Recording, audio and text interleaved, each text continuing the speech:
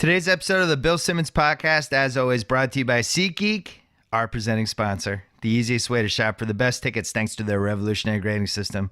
No NBA tickets right now, but I wish we could buy tickets for everything that's happening right now. This is incredible. Everything fully guaranteed on SeatGeek. Right now, my listeners get $10 off baseball tickets the first time they use SeatGeek. You first-timers, go use SeatGeek. Use promo code BSMLB and download the SeatGeek app right now, or go right to SeatGeek.com. We're also brought to you by Hotel Tonight, an app that helps you find amazing hotel deals at the last minute, up to 7 days in advance, perfect for a spontaneous getaway or indulging in a little staycation. Booking on Hotel Tonight gives you the freedom and flexibility to play things by ear while knowing you'll score a great price and a great place to stay. We almost need an NBA trades tonight because that's how fast these trades are going. Spontaneous trades. Get in on these killer last minute deals. Download the Hotel Tonight app right now. And we're brought to you by TheRinger.com, where we're having Good Bad Movies Week. Today, Shea Serrano wrote a piece declaring Nick Cage the king of good bad movies. I wanted to disagree with it, but I think he might be right. I think there is a case to be made for Keanu Reeves, but I think Keanu, the fact that he's actually made good movies over the last 15 years might disqualify him. But read that, check that out. Good Bad Movies Week. It's really fun. And also, obviously, the NBA draft. Our NBA draft guide is spectacular. We have NBA content constantly. It's like a broken water faucet, just shooting NBA content out. This podcast, I think we're going to do 4 this week. The people want it. We did one yesterday with, we broke down the Boston Philly trade with Kevin O'Connor and Chris Ryan and Mark Titus and my dad, who came in about as hot as he's ever come in on the podcast. Spent 90 minutes breaking that trade down. I gave my verdict at the end. So if you missed that, check that out. Today we're going to talk to Malcolm Gladwell. I think we're going to do one tomorrow too, and then Friday. So 4 pods this week for your listening pleasure. And also I'm also on Cousin Sal's Against All Odds, because we're going to be breaking down NBA draft odds, because you can bet on the NBA draft, which is incredible. But if you haven't subscribed to that one, it's Against All Odds with Cousin Sal, and we're putting that one up tonight.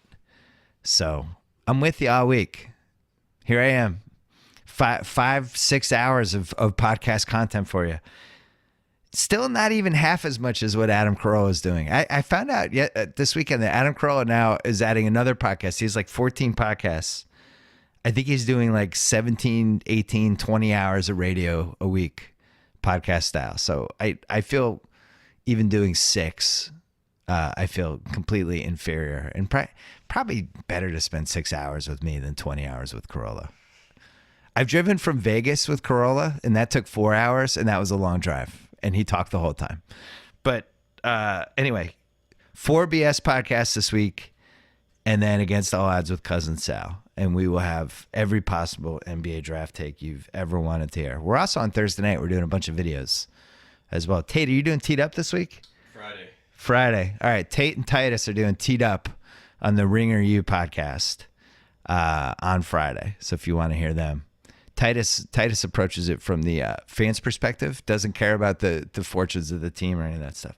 All right. Malcolm Gladwell coming up right now. First Pearl Jam.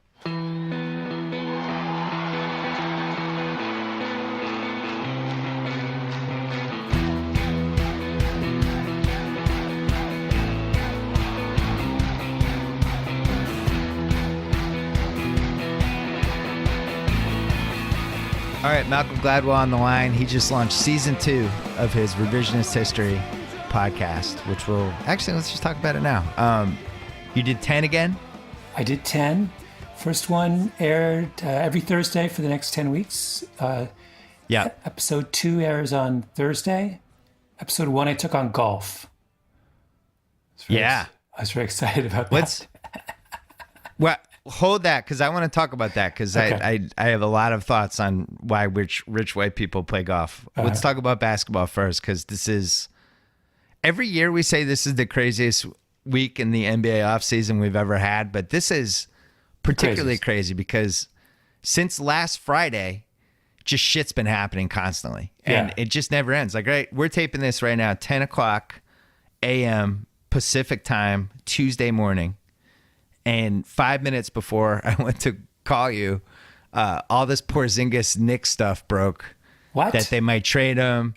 Yeah, that just happened. This is how fast it's moving these days. Oh my goodness. The Celtics are in. Celtics are interested. They're making a run. I have never seen anything like this. And basketball has finally mastered what it took Roger Goodell and Paul Tagliabue and all those guys so long to do. Is it's turned itself into an 11-month sport. Yeah. It's all the seeds were planted, starting with the decision in 2010, and then each year it got more and more fun. And now it's like people are more excited for the offseason than the finals. The finals were fun, but people love this stuff more. You guys have not. I've been looking on the Ringer. You run as many basketball stories now in the offseason as you were during the season. Yeah. It's crazy. And we don't know if we're running enough. We're probably light. We should probably have more. People want to read it. I'm doing 4 podcasts this week. People love this stuff. And so I have some theories. I'm interested in your thoughts on this. One of my theories is that I just think people care about NBA players. So you have baseball, like Mike Trout's hurt right now. And he's the best player in baseball, and he might be the best player ever. Who the hell knows? He's way up there. I turned on Fox the other day, and he was being interviewed in the dugout because he's hurt. And it took me 3 seconds to realize it was Mike Trout. And I'm thinking whether it's Damian Lillard, Jimmy Butler, all of these guys, they're so famous, and everybody has strong opinions on them. Yeah. And now it's this league where you have almost 40 to 45 guys that, whether you're a casual fan, hardcore fan, whatever, you just know and you care about. Do you ever remember anything like this? No, I think and added to that, this is a special year because the draft does seem insanely deep. And once, when the draft is deep, if the draft has twice as many potentially great players as normal, it doubles the amount of, it's not even doubling. It's exponentially increasing the number of scenarios on draft day, leading up to draft day. Yeah. So it's the conversation is now you need to have you need Watson to keep track of all the possibilities for this week. It's crazy. Yeah. It is probably the best top 10 of a draft we've had since the late 90s, where, we were talking about it yesterday on the podcast, where you might end up getting the best player in the draft with the 8th pick. You just don't know. There's definitely a top 4, but nobody would also rule out the other things. But then you have, the player empowerment, which really started in the 70s. I think it's the impact of the decision's been a little overblown because Kareem decided he wanted to play for the Lakers in 1975 and they had to trade him there. This has been going on. Wilt changed teams twice. He decided he wanted to leave and go somewhere else, and it happened. So it's not, LeBron didn't create this, but I think what's different about now is how fast we can get information. Yeah. That the game of it now, the fact that I have to look at my Twitter feed at 11 o'clock at night to make sure nothing happened, that I didn't miss anything, that's what's different. And so the decision coincided with that, but I don't think it changed it. What do you think? Well, what's interesting is the parallel with what's going on in politics. That what you're seeing with the Trump administration is because everything leaks, you're getting a totally different perspective on how politics works and how the White House works. Yeah. So we now see decision making in real time. And what we see now is, I think I'm going to do this. No, I'm not. I'm going to do this. No, that's a bad idea. I'm going to talk to this person. A generation ago, you never saw that run up. All you saw was the final decision.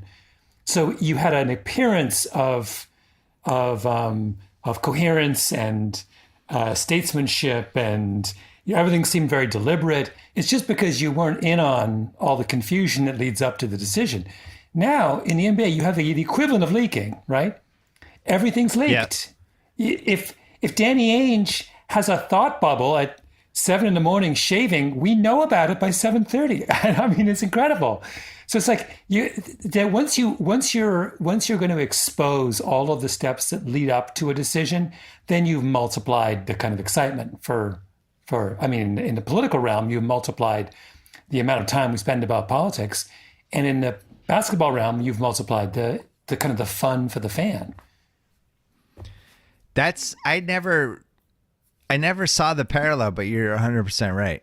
the way people follow politics these days is no different than NBA fans this week, where they're just checking to make sure nothing happened. Now, in this case, like the future of the country and possibly the world is at stake all the time. And it's like, oh, no, Trump's mad at North Korea. Oh my God, I got to keep checking to make sure, this didn't happen. But yeah, it's the same beast. And I wonder, do you worry about this constant flux of information and half tidbits and half truths and rumors and this might be happening and here this and now this, and is it going to make all of us dumber? Is it too much information? I don't know if it makes us dumber because you'll tune out. We'll tune out. I mean, we're experiencing this for the first time. It may well be we'll get tired of it. And the next time there's a deep draft and a million playoff scenarios and what have you, we're just not going to consume it in the same way. Same thing with, I think we're going to get Trump fatigue. And maybe the next president comes along, we're just going to want someone who's really boring. And people will try and leak stuff and the press won't even jump at it. They're like, who cares? But now, we've never been in a situation where we know what TV shows the president is watching at night and like how he's responding and what he's TiVoing. The fact that he TiVos, by the way, is so fantastic. Yeah, TiVo, I liked it. He literally TiVos. I mean, it is like my mom doesn't TiVo. Just so we're clear, my 86-year-old mom does not TiVo. She has moved on from that particular technology. Wow. But I remember buying the TiVo lifetime subscription, and I think I had to cancel the credit card to stop paying for it. Yeah, that's right. But yeah, long time ago. I just don't know whether we're going to be this. It's just novel now. I think the sports thing is going to stay as passionate and maybe even gain steam each year. But the Trump fatigue, you're already seeing it. Like Sean Spicer gave a press briefing where he didn't allow video or audio. Yeah. That's insane. Nixon wouldn't have done that. And people, it just is starting to bounce off people now. Yeah. Yeah. You have a press briefing that nobody's allowed to record it in any way. What is that? Nixon would have rejected that. By the way, how do you stop someone from recording? Are they taking away their phones? I mean, the whole thing it's like there aren't a million ways to record these days. Doesn't really make any sense to me. I don't know. I don't understand. All right, so LeBron James. Yeah. I've never seen so many different opinions of the same person. Mm-hmm. For ranging from how smart he actually is, whether he has a master plan, whether there was real thought put into this in a really substantial way, or if he kind of flies by the seat of his pants.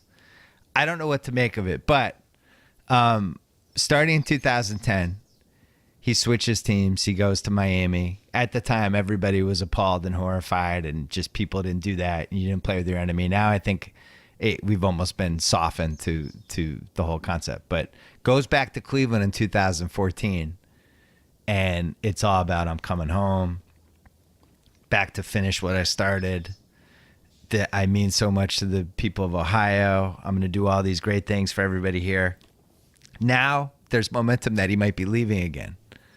And he might be going to LA. He wants to be a businessman. He wants to be a billionaire. He wants to own a team. What do you make of all this? Well, it's a good deal. Again, let's put it in broader perspective. The exact same thing has been happening with employment patterns in the general economy over the last generation. Our parents had one job with one company for their entire lives. The current, millennials do not. They move around, right? That's that kind of labor force or inter-organization mobility is one of the signature features of the modern economy. Why would we expect basketball players to be any different? I mean, LeBron's just doing what everyone else is doing, and he's acting in his own self-interest as he should. And going back to Cleveland was an absolutely brilliant. It was brilliant on so many different respects. It changes our understanding and appreciation of him. But I don't think does anyone expect him to finish his career there? Why would he? He should go and go. I kind of half expected it, to be honest. Really? It never dawned on me that he might jump ship again until recently.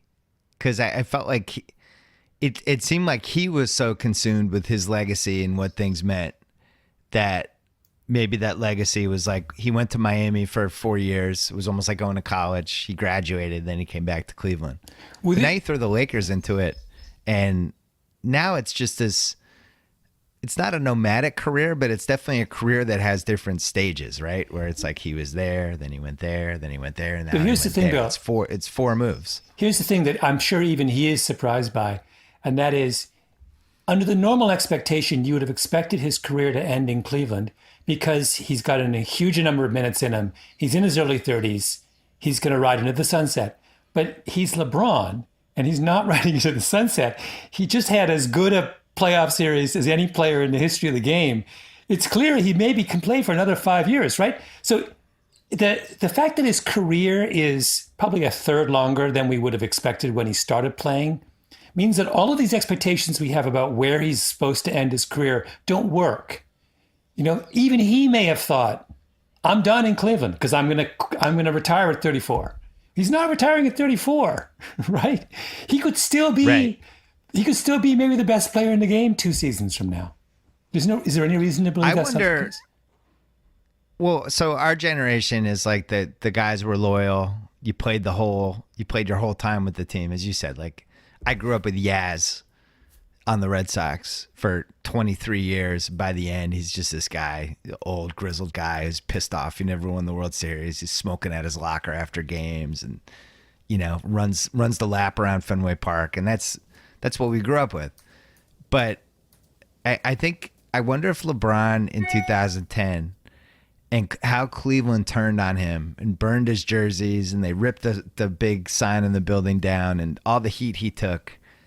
And now you look at all these other guys that have moved since, including Durant and OKC, and how the fans were so mad at him and all that stuff. I wonder if the guys after that, the younger guys watching this, it's almost like they've gotten their master's degree on loyalty in sports. Yeah. And they realize like the moment you're not on, all these people love you, they wear your jerseys, all that stuff. The moment it turns, they're out. They hate you.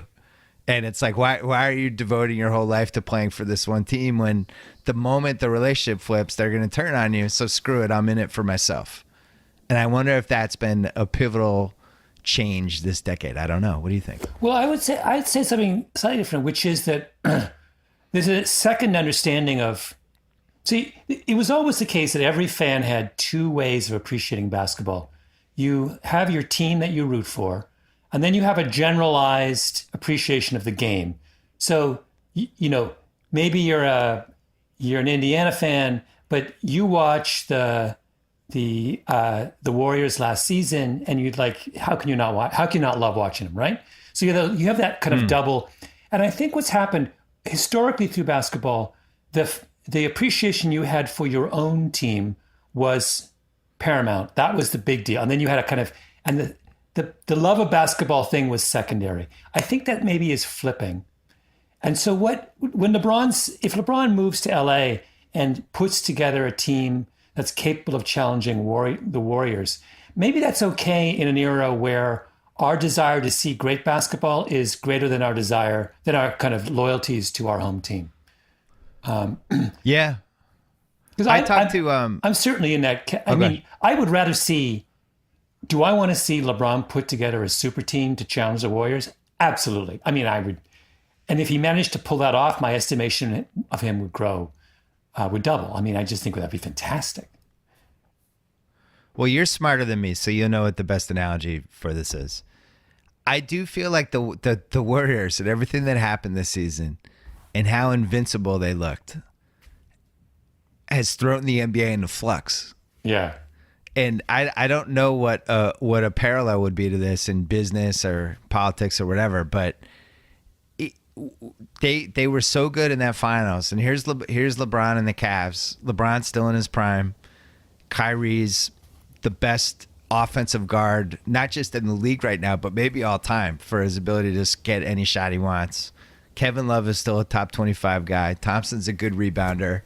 They have bench guys who have played well in big games. They have a good coach. And the Warriors wax them. And it literally threw the NBA into flux. You have the Celtics who have this lottery pick and all the cap space and all these different ways to immediately become a finals contender. And they're kind of straddling the line and they don't know what to do. And they're like, should we go all in now or should we wait until somebody gets hurt on the Warriors, basically? Yeah. And then you have LeBron, who has this awesome roster and he's already looking ahead to the next roster. And he's on a team with Kyrie Irving, Kevin Love, and Tristan Thompson. So everything that's happening right now, it just seems like it's almost like somebody took the NBA like it was a snow globe and shook it. Yeah, yeah. And now it's just chaos. So where does that happen in other realms of life? Well, Amazon is just about to do that to the grocery business. I don't know if that's a particularly useful analogy. Perfect. You're right. Amazon is doing that to the grocery business. You're right. I mean, when Amazon bought Whole Foods, the stocks of every other major supermarket chain just declined catastrophically, right? I mean, they're like, what? It's the same thing. It's like, we're in this incredibly complicated business where there was this reasonable parity, and all of a sudden a very, very, very, very big player has come in, and there's just no. If you're Kroger, what chance do you have of competing against Amazon if Amazon makes an aggressive move into this, or as is what they're doing, making an aggressive move into this market? Sort of similar. I mean, it's very. I'm agnostic. If someone else like LeBron or the Celts does not put together a credible challenge to the Warriors in the next couple of years, it's going to have really serious consequences for the game. Short-term consequences, but you're already aren't you? I mean, you know infinitely more about basketball than me, but we're already getting to a situation where there's really only a small number of games on any given night during the season are consequential, even at the beginning of the season, right? Yep. There's just is there any reason to watch a Magic Pelicans game in November unless you're a diehard fan of the Magic or the Pelicans? It's sort of not. Well, so the basketball junkies would watch all that stuff. The ratings were really good for the finals. That's been the red herring of this whole thing is that people like dominant teams. Yeah. MJ in 96, 97, 98, even though the product wasn't that good at the time and it was too low scoring and the talent pool was as shallow as it had been in a long time, his Bulls Jazz games, those finals were huge ratings because people love dominance. I think the problem for the NBA, the finals is fine. 5 games, but if you really love the NBA, I don't know how you don't watch those games and aren't just blown away by the talent on the floor. I tweeted that it was like watching an all-star game where the guys tried, and I really think, I said this to Durant when we did the podcast last week, I really felt like the two teams brought the best out of each other. Yeah. Like the Cavs brought the best out of Durant. That's the best he's ever played. That was, I thought, the best I've ever seen Curry play. And that was probably the best Kyrie and LeBron have played offensively, and that those are all good things. The problem for the NBA is those first 3 rounds where you have Golden State just sweeping teams and winning by 20 a game. That's, I think, where it hurts them a little bit. Yeah. Yeah. During your signature, the whole season is building up to this signature window in the spring where you're getting a disproportionate share of your revenues, where you're generating fan interest. And basically one half of the draw is a joke. It was problematic. I had somebody email me. They counted it, and I'm sorry, I can't remember the reader, but he said I think were 79 playoff games this year, and 16 of them were really fun to watch. Wow. Out of 79, so it's like 20%. That was a little appalling. But here's what I take solace in, and I would urge everyone to remember this. The NBA has been at this point so many times over the years where we've looked at a team and we're like, oh my God, nobody's going to beat them. Oh, what do we do? That's happened. It happened, multiple times in the 80s. I think with the 86 Celtics when they lost the Len Bias pick. So there was a little more than a little bad luck in that scenario. But after the 86 finals, people were like, what are we going to do? How do we beat this team? They're bigger than everybody. They have Larry Bird. They have the number 2 pick coming. This is impossible. And we've seen this happen year after year, not year after year, but 2-3 times a decade. Yeah. Shaq and Penny looked invincible. Shaq and Kobe in the 2000s, when they won in 2001 and they went 50-1 in the playoffs, all of us were like, the decade's screwed. It's over. Yeah. What do we do? So, the forces of the NBA that make it so compelling include injury luck, which hits everybody, egos, the salary cap, guys just not getting along. Like, there's a lot of things that could happen. And so I would urge everybody not to write the decade off yet. The other thing that's different in this environment is when you have billionaires owning teams, the luxury tax ceases to matter as much. So there's no reason. So Steve Ballmer, who is worth, what is he worth? 35 billion, whatever. I don't know, 20 billion. Yeah. There's really no reason. If he wanted to make a run and assemble an extremely good team and pay an egregious luxury tax, he totally could. There's no reason not to, right? I mean, he wouldn't even miss the cash. So that's when you effectively, the luxury tax for certain teams is really meaningless at this point, which means that you do have there is a mechanism in place for other people to create very expensive super teams. I'm actually surprised. Ballmer, what's he hanging on to his cash for? He's really into basketball. He really wants to win. Even if he went over the luxury tax by a factor of 10, he could still not even dent his fortune. Like, he doesn't even notice the cash. If he's got 40 billion, he's generating, conservatively $2 billion a year, right? Just by sitting at home. Yeah.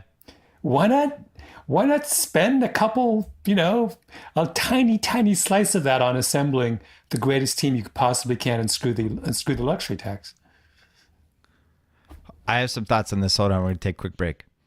Let's talk about our longtime buddies at Simply Safe. Getting a good night's sleep is easier said than done, especially when you think you just heard a noise downstairs. What do you do in that situation? Turn on all the lights and keep watch? Check your kids' beds every hour? Sleep with one eye open? Nah. You can rest easy knowing your home and family are protected with Simply Safe. When you install your Simply Safe home security system, you're arming your home with powerful sensors that actually tell you if a door opens or if one of your windows breaks. There's a 105 decibel siren that alerts you at the first sign of trouble. You'd also have a dedicated team of security professionals watching over you 24/7, ready to send something to the police. With Simply Safe, there are no long-term contracts, and around-the-clock monitoring is only $14.99 a month. Don't spend another night second-guessing your home safety. Get Simply Safe. Get some rest. Go to simplysafebs.com and get a 10% special discount when you order today. That is Simply Safe with two eyes. simplysafebs.com for 10% off your order. Back to Malcolm Gladwell. All right, we're back. So this is interesting. This is a fun topic because the Daily News just wrote a really good piece about the Brooklyn Nets trade in 2013 with the Celtics that basically shaped this next decade for the Celtics, all these lottery picks they got. And it's this trade that, because certain narratives take hold and then they go and they kind of spiral into one direction or the other, then a new narrative takes place. And at the time, when they made that trade, this was the absolute apocalyptic worst case scenario for how it was going to turn out, right? So they make this trade in the summer of 2013. They already had Darren Williams, who at that time was still considered one of the best point guards. They had Joe Johnson, who is an overpaid but very effective all-star two guard. Mm-hmm. They had Brook Lopez, who was a very good low post center. And they were adding Kevin Garnett and Paul Pierce, dumping Gerald Wallace's contract because that had been a bad move. And they gave up 3 first-round picks. And then, on top of that, this little pick swap that nobody noticed that was a throw-in at the last second. So when they did this, first of all, the going rate to get rid of a terrible contract was 2 first-round picks, because I think Golden State had just done that with when they'd gotten rid of Richard Jefferson and Andres Biedrins. So, people looked at it and said, wow, the Celtics just basically blew up their team. The best 2 players they had in the team in the last 20 years. Paul Pierce, the best longtime Celtic they had really since Larry Bird, and they just said fuck it and got rid of it and pressed the reset button. And they did it with a team that was already a contender, the Nets, And that was spending a shitload of money. Yeah. And I was on TV when it happened. And at the time, we only had the information that there were 3 first-round picks. The pick swap thing wasn't in the mix yet. We didn't know if the picks were unprotected. And I just felt like, wow, they just gave away Pierce and Garnett and they took Gerald Wallace's contract, and they got these 3 picks that what's going to happen with them? The Nets, Prokhorov spending $150 million a year on his team. This is ridiculous. Now, what they didn't count on, and what this Daily News piece did as such a great thing about breaking out, was that the Nets the next year, they made the playoffs. It didn't go as well as planned. Darren Williams was terrible. And Prokhorov just changed his mind. Yeah. And he said, we're spending too much money, screw this. So the Nets do this 180. Now they're trying to not go over the luxury tax. And, and that leads to where the Celtics are now, where they're just cherry picking these picks because Prokhorov doesn't care anymore. He doesn't care about the team. He just doesn't want them to pay the luxury tax. Yeah. So my point is, when you have rich billionaires who buy an NBA team and then change their mind on a moment's notice on why they either wanted the team or what they're spending or all that, that adds even more flux. Yeah. The Nets in 2013 were going to be this crazy spender. Not a lot different than Paul Allen in 1999 through 2003, the Trailblazers, remember? Yeah. That was the most expensive roster. And then, like all rich people, who's like, screw this. I don't want to spend this money anymore. We're changing our strategy. Well, it's like, that's great, but you've already given away your first round picks and done all this stuff. So I wonder, like, the more rich people that we have in there, if we're going to see wild swings one way or the other. Like, you're right. Ballmer might look at this and go, I'm moving into a new arena in 5 years. We have a chance to steal some Lakers real estate. I want to spend more money. Yeah. Or he might look at it and go, I can't compete with the Lakers. Let's scale back. Like, who knows? These guys are billionaires. They change their mind every two years. What's hilarious, though, is when a billionaire decides, these guys decide, you know what, I can't pay that extra $30 million or whatever on the luxury tax. It's so hilarious because, of course, they, for them to be worried about $30 million is ludicrous. It's like a normal person being worried about $100. It's $100 is not nothing, but I mean, you wouldn't change your life for $100 to save $100. You'd be like, oh, well, whatever. These guys, they pretend that this matters. It always cracks me up. It's almost as if they wake up one morning and they forget they've got $30 billion in the bank, and they're still like 18 and in college. Here's how this was explained to me 5 years ago during the NBA lockout, or 5.5 years ago, whenever that was, by somebody who was very close to the proceedings. I was like, why do these owners care? You remember at the time it was a big thing about the rev share split, 50-50, and the owners are really trying to screw the players, and they had the hammer because they all have money, and the players, once they start missing paychecks, it's a disaster. So I asked, like, why do these owners care if they lose $2 million in a season? Like, they own this asset that they bought, that the NBA franchise values don't go down. If anything, they're going to go up. Now we're moving toward this era with internet streaming. Who the hell knows? Like, these are great investments. Why would they care if it's like, oh, I lost $1 million this year, I lost $2 million? Why are they so desperate to swing it so they don't have any losses? And the person explained to me, because these are rich people who are super competitive, and it bothers them if they invest in anything or own anything, and they get this sheet of paper at the end of the year and it says you've lost $1.4 million. It just bothers them. That's the reason they're rich, because they can't accept that piece of paper. They want to flip it, and it makes sense, right? Like, Ballmer looks at this and goes, I'm worth $30 billion. It bothers me that the Clippers lost 12 last year and we got out of round 2. I have to fix this. I want to make money and be competitive. But even that's a lot of these guys, if they were purely rational, I'm sure from a tax perspective, could use the losses on their teams, and the losses are very useful to them. Right. So it's like, it's not even economically rational. It's just their ego saying, it's 100%. Yeah.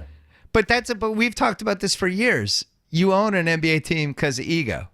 Like, somebody was telling me at the finals, they were like, wow, the Warriors, Lacob, he bought that team for $450 with his group.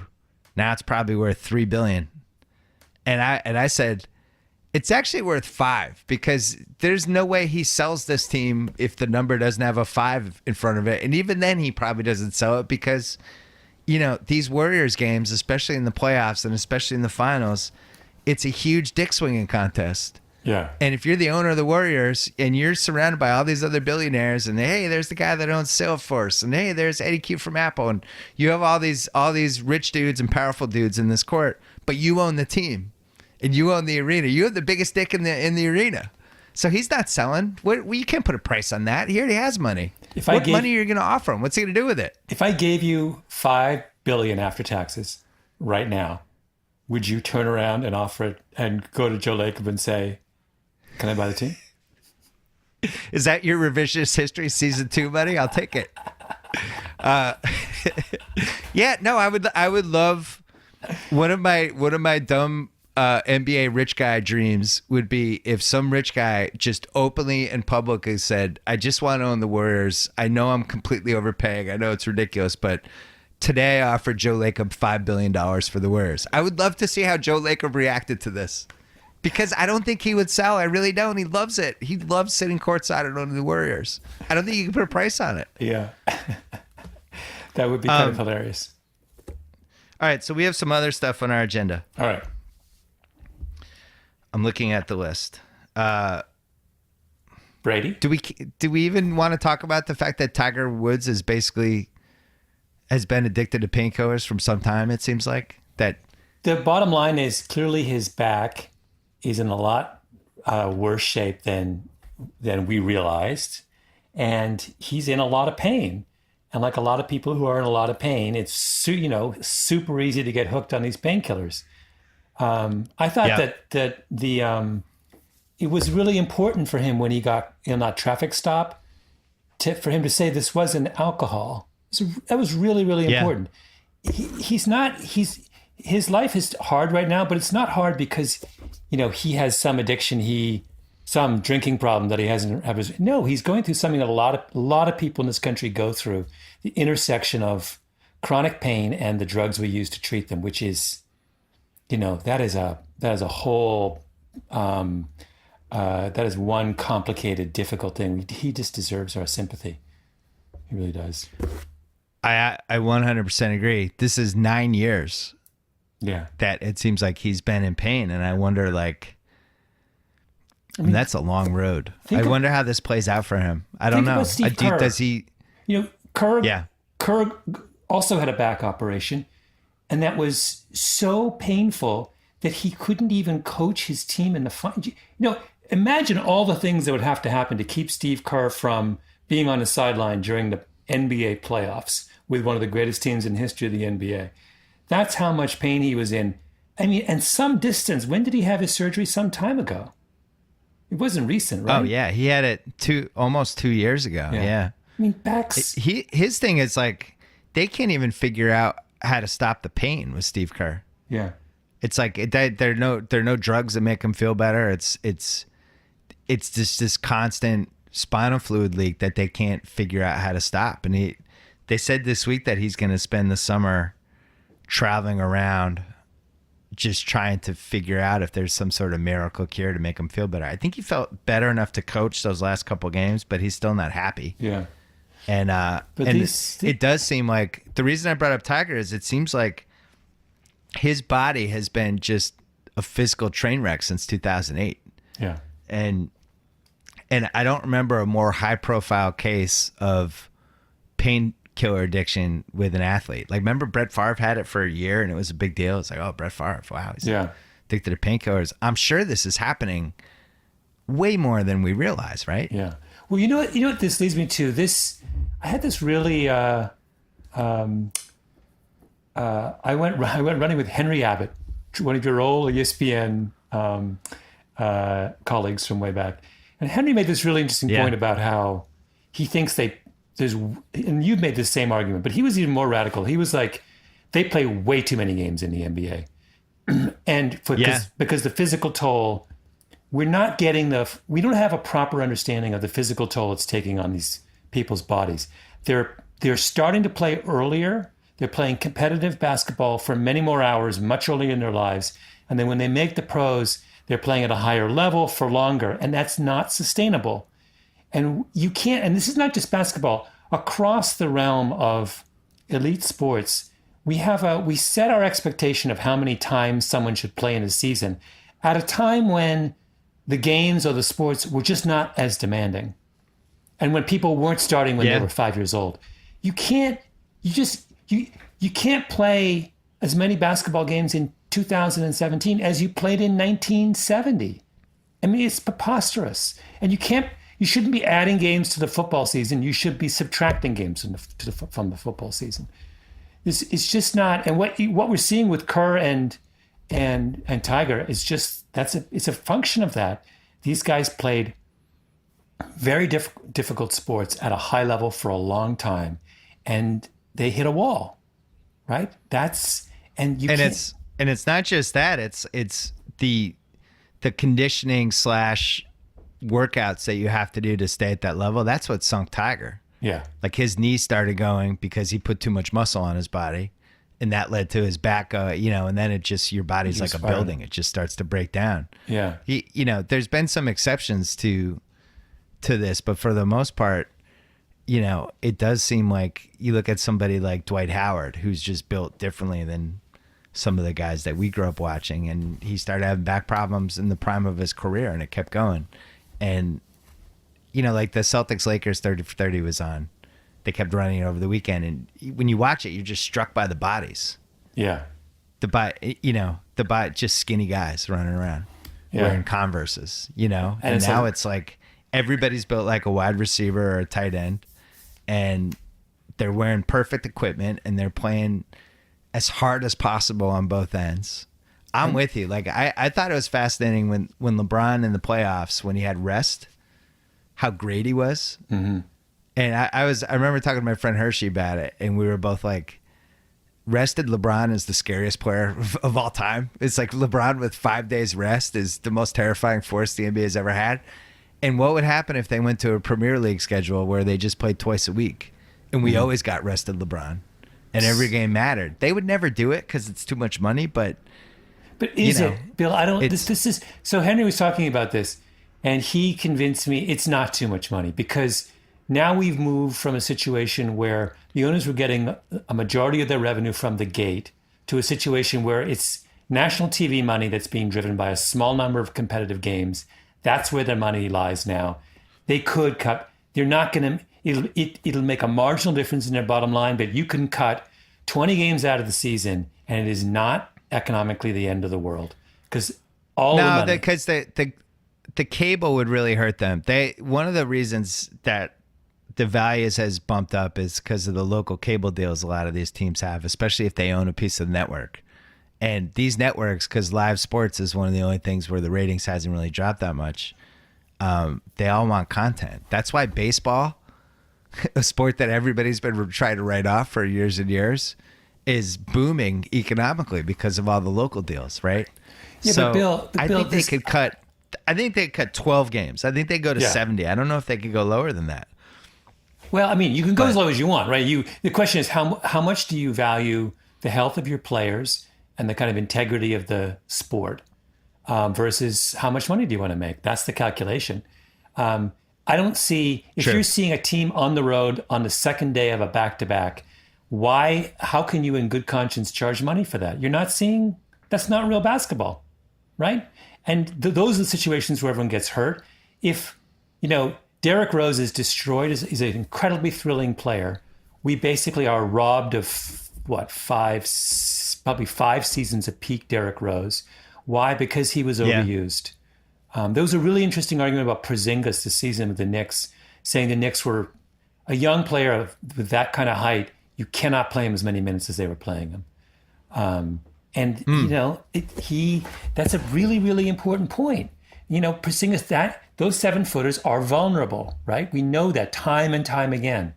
And when they get overplayed, think about what, we lost how many years of peak Bill Walton? How many years of, you could just go down the list. We never saw Greg Oden. I could go on.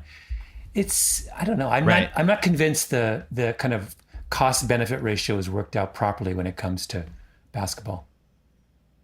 Well, the other thing is more practice time would be fun too. You mentioned like the 4 and 5 nights and the 3 and 4 nights, stuff like that. I'm amazed that they still allow that to happen. You know, in the league, they call it a schedule loss.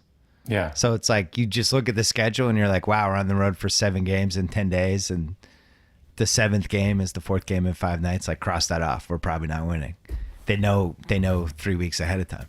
So if you could get rid of those, but then you could also give everybody more time to practice, because that's another thing. You'll read like in the stories about, you know, like the Celtics are playing well. Like, oh, what are the reasons? And Brad Stevens like, well, we had a little break there. We were able to get a couple practices in. It's like, yeah, it seems important that NBA teams should practice. Yeah. Sometimes they won't practice for a month because they won't have time, because they're either traveling or they're home, and the coach is trying to take it easy on them. My dream scenario, I mean, I think 70 is as realistic as we could get, maybe 72. My dream scenario would be 60. And for the playoffs, I would go best of 5 in the first round and the second round. Yeah. I would make it so that the home court advantage, so to take away some of the randomness, the home court advantage, the top 2 seeds for the 5 games are at home. Yeah. So if you're going to beat them in round 1 or 2, you're going to have to win on their court. You're going to have to win at least twice on their court, probably. Yeah. This is the yogurt problem. Yogurt, full whole milk yogurt tastes amazing. But what people, rather than eat a small amount of amazing yogurt, people take all of the fat out of it so it tastes like crap and eat a lot more of it. Why do people do this? This doesn't make any sense to me. It's like, it's really even hard to find whole milk yogurt in the supermarket. Everyone's buying the 0% fat yogurt, which tastes like shit, so they can eat a lot of it. Right.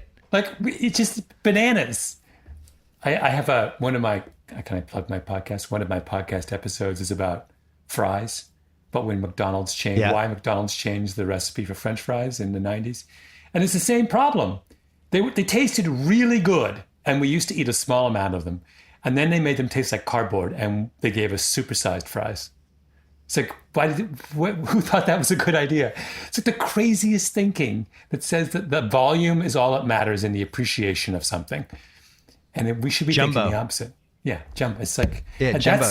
So you're saying the NBA right now is giving us the jumbo NBA schedule? Yeah, jumbo NBA, which I don't want. I want the full fat, small amount that tastes fantastic. Think the other thing they're thinking about, they're missing is the marginal. So I'm a good example of a marginal basketball fan. So I watch a very limited number of games. I don't have a team that I follow and watch every home game, right? So a good question for the NBA is, how do I get Malcolm to watch more games? Malcolm will watch more games if games are occasions and the quality of play improves. But when I accidentally tune into a game and it's like the second night of the on the road, whatever schedule loss, it just makes me think, why would I want to watch basketball? Why would I do this with my evening? But yeah, well, I've noticed so they changed the finals a little bit. It used to be 2-3-2, and the 3 games were always Sunday, Tuesday, Thursday. Yeah. Right. So it was 2. It was usually like Tuesday, Thursday, 2-day break, fly to the other team, Sunday, Tuesday, Thursday, and then it would end game 6 Sunday, game 7 Tuesday, something like that. So they flipped it, and they made 2-2-1-1-1, and they put more rest in it. And I think it was one of the reasons the finals were were at such a high level, is because they almost always had 3 days off. Like the between game 4 and game 5 was 3 days, and between game 2 and game 3 I think was 3 days. And that really helps those guys, because they're going so hard in those games, and it's so hard to play basketball now. You have to run at everybody. Everybody's wide open from 25 feet about to make a 3. You're sprinting constantly. You're doing these short sprints. It's got to be the best exercise. There are no fat basketball players. People, one last point on this. People who, fans sometimes misunderstand the nature of elite performance. So if you use track runners as an example, elite track runners will run hard maybe twice a week. Will probably 20% of workouts are at something close to max. Most of the work you do as an elite runner is you're effectively jogging. 80% of it. If you go to Kenya and you train with the Kenyans, 5 days a week, they're running at a pace that, recreational runners could join them. 2 days a week, they're blowing the doors off. And that's because the human body can only perform at a high level for a very limited amount of time in any sort of given window. And we've just thrown that insight out the door in contemporary sports. It's crazy. By the way, my wife is obsessed with this new running app that it's called like 3-2-1, and it tells you what to do for every second. So it's like you run, you jog, then you walk, then you run hard, then you walk, and you just do it that way. So your body's never used to what's going on. She thinks it's going to revolutionize the world. It's interval training, essentially, or what they used to call fartlek. Yeah. Yeah. But now it's interval training, but with an app playing music the whole time, and you're just kind of following the app like it's Invasion of the Body Snatchers, and your head's been. Your wife is always on the cutting edge. She always, especially with running apps, she's always way ahead of there. Hold on, we're going to take a quick break. Quick break to talk about ZipRecruiter.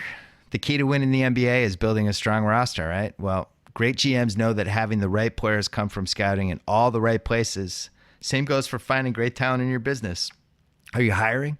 Do you know where to post your job to find the best candidates? Posting your job in one place isn't enough anymore. For the perfect hire, you need to post your job on all the top job sites, and now you can with ZipRecruiter.com. Post your job to 100 plus job sites, including social media networks like Facebook and Twitter, all with a magic click. In fact, over 80% of jobs posted on ZipRecruiter get a qualified candidate in just 24 hours. No juggling emails or calls to your office. Simply screen, rate, and manage candidates all in one place with their easy-to-use dashboard. Find out today why ZipRecruiter has been used by over 1 million businesses, as featured on Forbes, Wall Street Journal, Time Magazine, The New York Times, TechCrunch, and CBS. Right now, my listeners can post jobs on ZipRecruiter for free by going to ZipRecruiter.com/BS. Once again, that is ZipRecruiter.com/BS. And speaking of my favorites, if you want to experience TVs, movies, and music with sound you can feel from a speaker you'll hardly notice, I have an idea for you. Playbase from Sonos. I can't even remember how many terrible home audio systems I've had over the years. Playbase's is great. Low-profile design, practically disappears beneath your TV, and yet it fills your entire viewing room with epic home theater audio from movies, sports, TV shows, gaming, doesn't matter. Slim, low-profile Playbase adds dynamic pulse-panning sound to whatever is playing on your TV, and it even streams your favorite music when it's off. Plus, it was created for TVs that sit on stands and furniture, so no wall mount required. One power cord, one optical cord, all it takes. The Sonos app helps you with everything.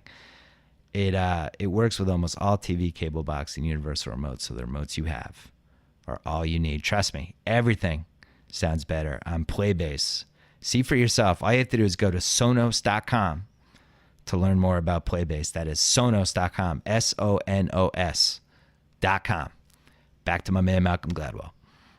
All right, we're back. By the way, as a passing topic, Lolo Jones was on my favorite show, The Challenge, where they have the reality stars who do all these like high demand challenge events against each other. It's on MTV. So Lolo Jones is on it. And she's just demolishing everybody. And Lolo Jones was like, she hit the 9th hurdle in the Olympics that one time. But, we've seen a lot of good track and field athletes. And she's like LeBron James in this thing. And it made me think, like, imagine being Lolo Jones and you didn't even win a gold medal, and you're still like one of the best female athletes that America's probably produced in the last 15 years, right? Uh-huh. Like how many Lolo Jones are out there who are just going to themselves, man, like one thing, and this could happen and that, and there can't be that many, right? I don't know. There's a bottomless well of athletic ability. I always feel like we're only ever scraping the surface.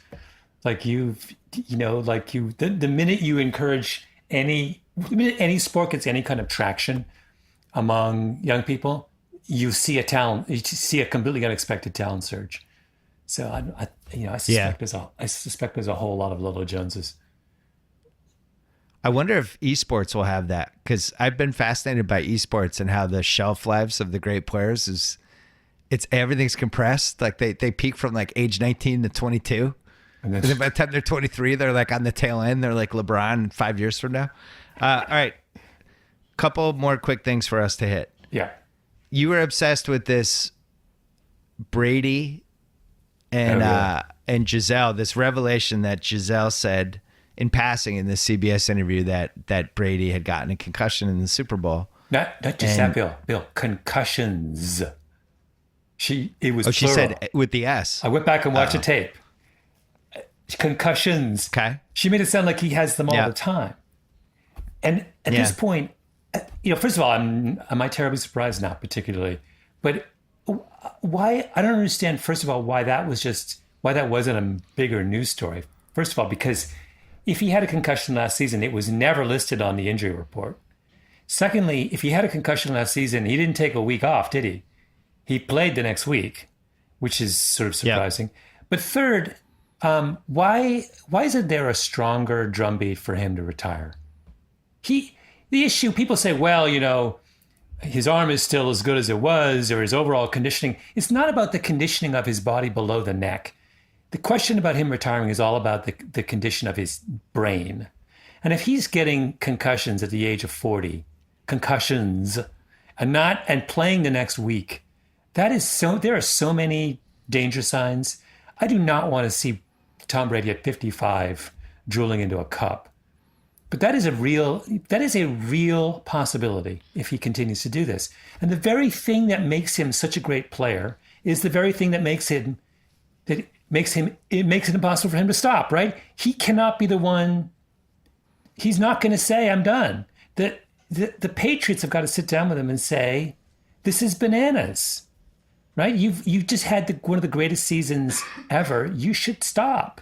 We have a replacement for you. Go out on a high note. I'm editing all of this out of the podcast. How dare you say Tom Brady should retire? We need Tom Brady. No, who knows how many concussions he's had, because you got to go back to when he's playing high school, right? I mean, he's gone back. You're talking 25 years of football, and he's playing quarterback, and he's been ripped a bunch of times. And so I've talked to people about this. Most people, nobody who plays sports or who are close to people who play sports want to go on the record in any way, shape, or form on this, because it's so controversial and such a hot topic right now. But the consensus seems to be that these guys will just not say anything if it's a big game. The competitiveness just overrides everything else. Yeah. So Brady got a concussion in the Super Bowl, and he goes over and does the screening thing. He knows how to kind of fake the signs. Yeah. He tells them he's fine, and he goes back in. Yeah. And he's making that choice, when you have a situation, which we've had a couple times in the past, where the quarterback gets up and wobbles and almost falls over and looks like a drunk person, he shouldn't be allowed back in the game. But we've seen recently, Tate, what was that game with the quarterback last year? Was that the Miami quarterback? Yeah, that's what I was trying to Tannehill? Yeah. Or Matt Moore? Matt Moore. Yeah. Went back in. And there was a Cam Newton thing, too. Remember, where he was knocked silly? Yeah. Earlier in and the these season. guys want to stay in. They don't want to come out. And so we're entering this weird time where the athletes now have the information. So we can't say this is like pre-2010 where it's like the NFL is lying about the effects of concussion and long-term damage, all that stuff, and they're intentionally discounting studies about it and all the stuff that they did. Now we know concussions aren't great for you. We know it's not good to have repeated concussions. We know every time you get a concussion, it takes longer to recover. We have stories all the time now, like the story Sports Illustrated just did about the 72 Dolphins and Nick Buoniconti and some of the guys on that team, and the fact that, it takes them 10 minutes to get dressed. All of these things are now in the public, and Brady has this information. Yeah. And if he gets buzzed and he decides to play, and none of the doctors and spotters can really spot the signs, at that point, what do you do? What can we do? No, what you can do. So here, the central neurological fact that drives a lot of this is as follows: that your risk of CTE is a linear function of the number of hits you take to the head. So the longer you play, the greater your risk. It's as simple as that. This is why there's such a strong push to get rid of tackle football before your kind of teenage years, because you're adding hits and you're just increasing your long-term risk of injury. Why do that when the stakes are zero? If you're playing Pop Warner football. But so with Brady, when you're playing until you're 40, every year you play, you are just demonstrably increasing your risk of traumatic, chronic brain injury in your 40s and 50s. So I think as a general rule, you should just say people shouldn't play football past the age of 35. I mean, and that's 35. I just lost 2 Super Bowls. Yes, you did. Even that is too generous.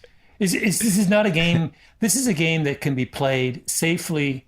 I don't think it can ever be played safely, but it can be played reasonably safely only for a limited number of years.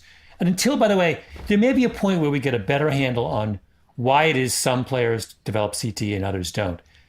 And that may allow us to say that this player can play safely for longer. But until we have that understanding, I just think we're messing with people's lives. And it's not, I don't know. I feel complicit when I watch a Patriots game and I see Brady get hit, in thinking, I'm enjoying this game, and this guy could well be, impaired in 10 years, right?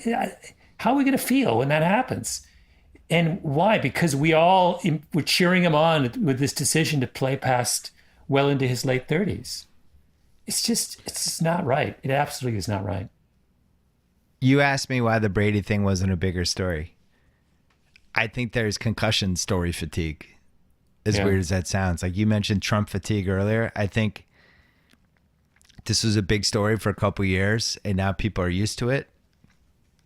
The last time it felt like a really, really genuinely big deal was with Cam Newton last September, when he clearly got concussed and they didn't do anything about it. And then it just went into the 24/7 cycle. And that was almost more about, is Cam Newton being officiated differently? That there was like a sub story to the story, and it just kind of kept going and going. But that was, like you did, what'd you do? The panel last month with our friend Chris Nowinski.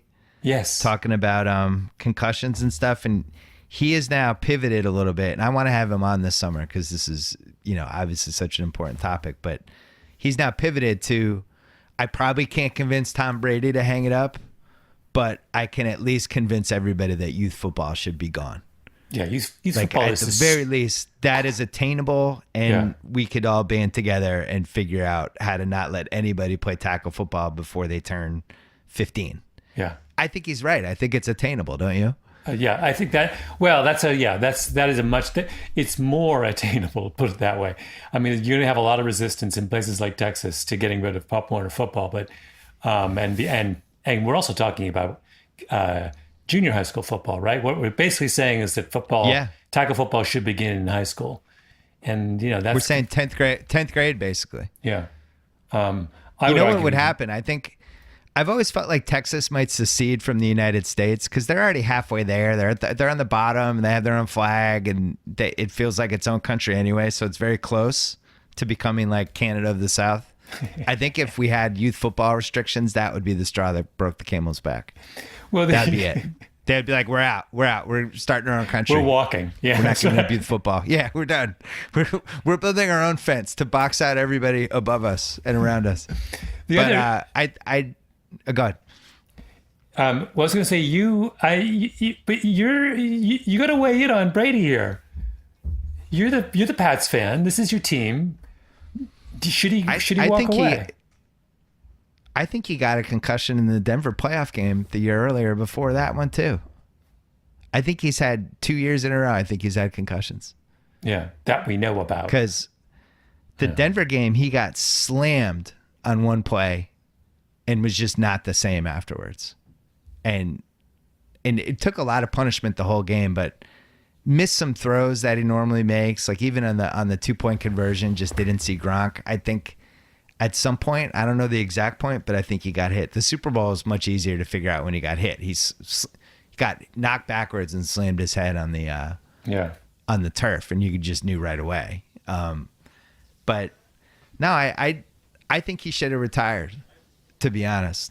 I don't think it's our right to tell people when they should go, because obviously everybody's got to come to their own conclusion on that, whether you're an athlete or a writer. I think musicians, there probably should be, after age 60, you're just not allowed to play in front of anyone anymore. Yeah. But Mick Jagger should lead the way here. Mick Jagger should meet with Tom Brady and say, all right, let's get together. Let's both retire, just for the sake of our own dignity.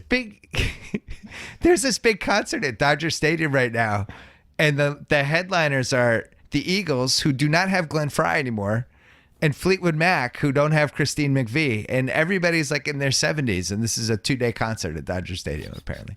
But with Brady, though, I think if you're talking about long-term health, brain health, all the things that go into it, that would have been the perfect way to go out. The replacement's right there. He leaves the team in good hands. But how do you tell somebody it's time? How does he walk away from the money? How does he walk away from the limelight, the attention, the competitiveness, all that stuff? If Belichick had sat down with him and said, I think you're done. You can still play, but you're risking your health. I don't think Belichick had that conversation with him. I think if he did, if Kraft and Belichick sat down with him and said, for your own sake, you need to quit, that's a different story. No great player has ever walked away from one of their best games ever. Nobody's ever, like, the way he played in that Super Bowl was about as well as he's ever played, and it was one of the great performances ever by a football player. It would be just so unorthodox for somebody to say, like, I'm good. Like Jordan did it kind of in 98. Yeah. That wasn't the height of his powers, but it was a great last moment to walk out on. And then the lockout happens, and he cut his finger, and the Bulls were breaking up, and he couldn't walk away. He came back. Ali came back. All these guys come back. They almost have to know that they suck before, or that not that they suck, but that they're just not at the same level. And then that's when they pack it in. They almost have to get knocked out, so to speak, as a boxing thing. But I just feel like Brady's got to get knocked out, not figuratively, like not with a concussion, but he's got to. It's to see he's got evidence to of his suck own in a decline. playoff game. Yeah. He has to have his Peyton Manning's last season kind of season almost. Because I think Peyton Manning would have played forever. He wanted to come back. He was trying to go with the Rams and a couple other teams. He didn't want to leave. Just insanity. All right, let's talk about white people and why they love golf, not without stepping on your new podcast too much. Well, my podcast it starts out with that, but it ultimately what I was interested in is resolving this puzzle of when I come to LA and I drive through LA and I see all of these massive, gorgeous private golf courses, and I can never figure out how they exist. How do you have 300 acres in Beverly Hills as a private golf course? Aren't the taxes on that unbelievable? So that was what prompted the podcast, but it led to a kind of broader thing about how golf is a crazy game. It's insanity. It's a game that you need at least 200 acres, and you can't have more than like 70 people playing at any one time. And you have to spend millions of dollars keeping it totally pristine. And it's a sport you would have dreamt up in medieval times when you had like slaves who could work the course, right? It just doesn't make any sense. Right. And it doesn't. And the only reason golf continues to exist in its private form is it's just massively subsidized by all of us. I only talked about one subsidy on my podcast. There's all kinds. I won't even go into it. It's insanely complicated. But the tax games that are available to golf course developers are so outrageous that we are all basically subsidizing these things. And like, I'm a runner. Runners always have this incredible love-hate relationship with golf because we see a golf course and we think, that looks like a great thing to run on. and I'm like, the very least they should do is open these courses up for people to run and walk and play Frisbee on them like 4 days a week. That's interesting. That was ultimately in my podcast. That was my solution for the LA problem. And that is the problem with Brentwood Country Club or LA Country Club or whatever isn't just that they're massively subsidized by the taxpayers of Los Angeles. It's that they have a barbed wire fence around it, right? Why? It's a park. If you want to take a subsidy from the public, you should let the public take a walk in your park, play golf during the day, and weekends and evenings are for the tax-paying public. That strikes me as a very good, as a nice compromise. Right? It's amazing to me, though, that people in LA, a place with no parks, people put up with this. Or I was in Atlanta, and there's a big park in Atlanta. It's got a huge golf course and then a tiny little park for everyone else attached to it. And I was like, why do people put up with this? There are hundreds of people cramped, in this little cramped space trying to get some exercise. And then there's this massive, gorgeous golf course with like 25 people on it. That's 5 times the size. It's just insanity. Why the golf's got a gun to the head of the American public? I don't know why we put up with it. And it's even crazier if you live here and the lack of space for anything. Yeah. So, my daughter plays soccer and she's been on this team for a long time. And the coach, we were on this club, and the boys teams always get the preferential treatment. But there's no fields, right? So if there's fields, if you have a field, if you have access to a field, the boys always get the better, the better times, the better days, all that stuff.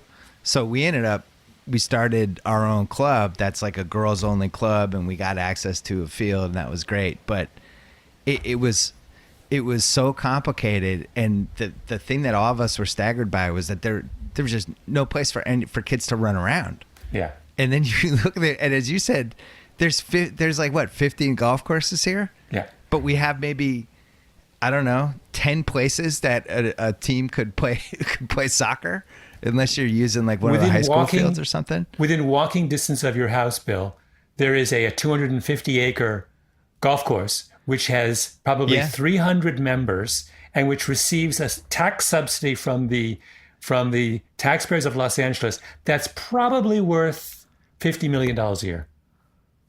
That's outrageous. So do you think rich people, because rich people like playing golf, those are the people pushing this through and taking care of the golf courses? That's what the podcast is all about. Is I tell the story of how it happened, that rich people hijacked the system in Los Angeles.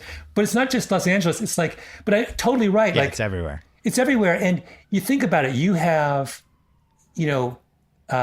exercise for young people is, if you had to make a list of things that would make this country better, that's got to be in the top 10. It's a crucially important thing. I would say top 3. Top 3. Yeah. And you have a system, you have to drive, how long? I mean, you probably have to drive halfway across town to get to half the games that your daughter plays.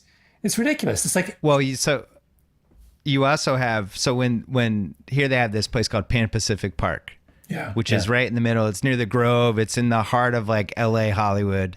It's this big park. It's this big, great park. And somehow that park houses all of these different Little League baseball games ranging from like age 5 all the way through age 12. All these soccer games. You go there on a Saturday and there's 15 soccer games going on at once. Everybody's jammed on these fields next to each other. It almost looks like a bowling alley. Yeah. And it's because there are no parks anywhere. Yeah. And all the parents here know where all the parks are. There's only a couple of them.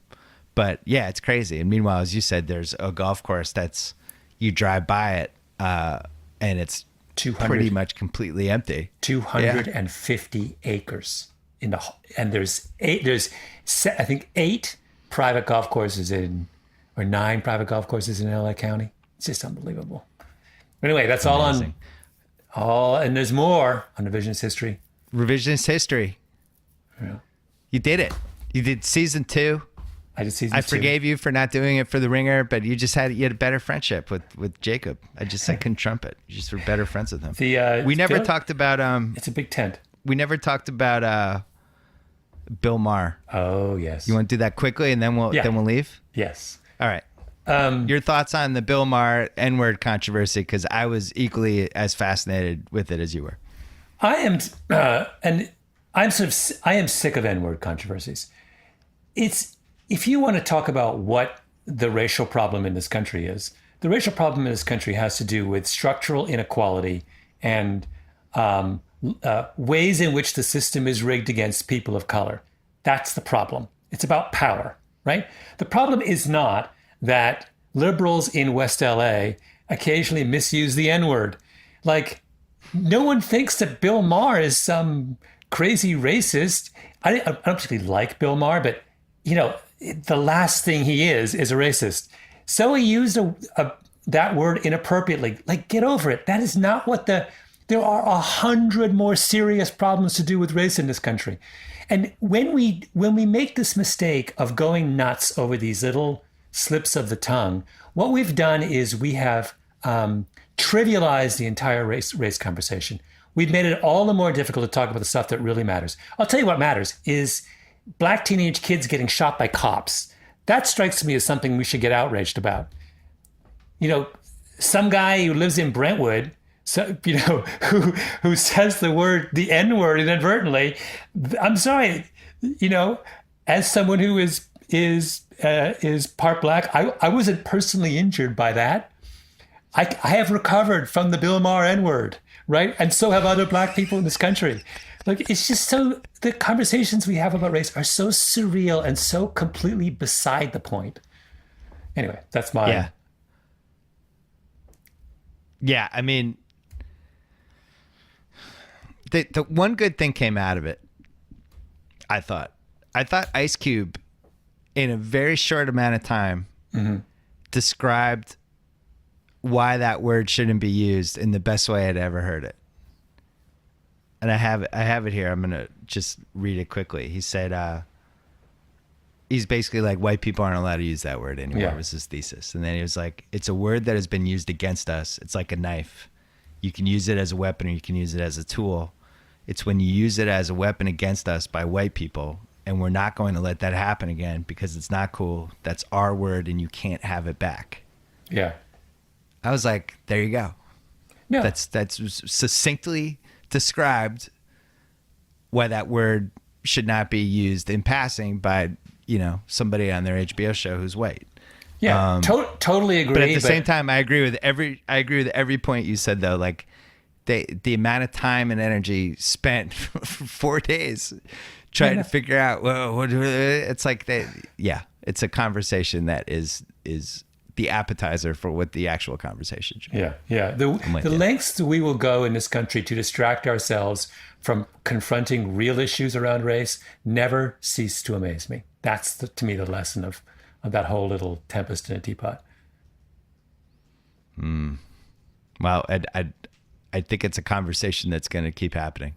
Yeah. And I don't know where it goes. I don't know how it plays out, but I think with everything that's going on politically in this country, it's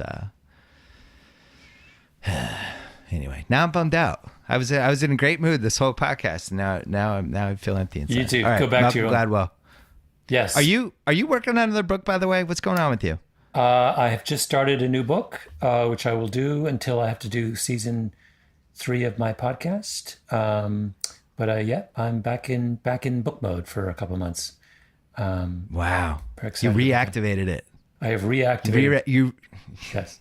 You're back in the basement with Alfred the Butler. You put on your bat suit, write another book. I'm trying to be a 2-sport star. Podcasts and books. That's what I'm trying to do. I'm trying to be Bo Jackson here. Malcolm Gladwell. Oh, as always, a pleasure. Hopefully by the time people listen to this, the Porzingis will be on the Celtics and I'll be taping another podcast. Okay. Thank you. Okay, Bill. Bye-bye.